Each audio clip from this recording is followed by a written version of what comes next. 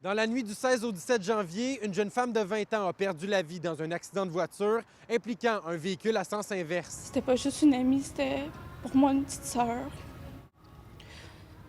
Ils m'ont enlevé une grande partie de moi. La collision a eu lieu entre le kilomètre 198 et 199 sur l'autoroute 40 en direction est à Trois-Rivières. Selon les premiers éléments, il aurait peut-être pris la sortie centre-ville dans la mauvaise direction pour s'engager sur l'autoroute en sens inverse. C'est sûr que je trouve ça injuste, puis je comprends pas pourquoi il n'y a pas de panneau sur l'autoroute qui est indiqué que c'est un sens, que c'est une sortie et non une entrée d'autoroute.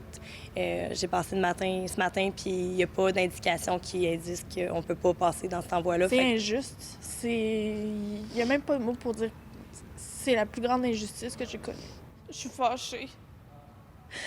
Je suis fâchée. Je sais pas si c'est parce que ma tête veut un coupable, mais ça me fâche.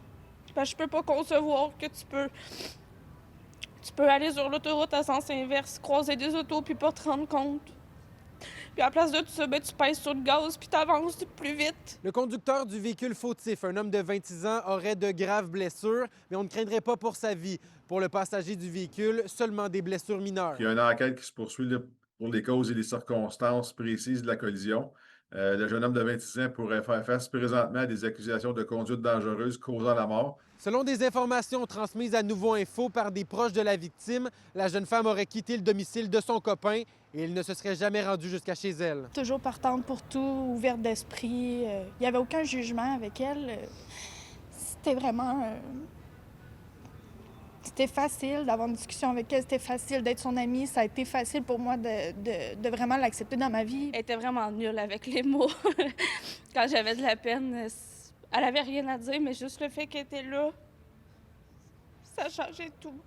Des tests sanguins ont eu lieu sur le conducteur du véhicule à sens inverse pour voir si l'alcool ou la drogue serait une des possibles causes de cette tragédie. À Trois-Rivières, Maxime Dany pour Nouveau Info.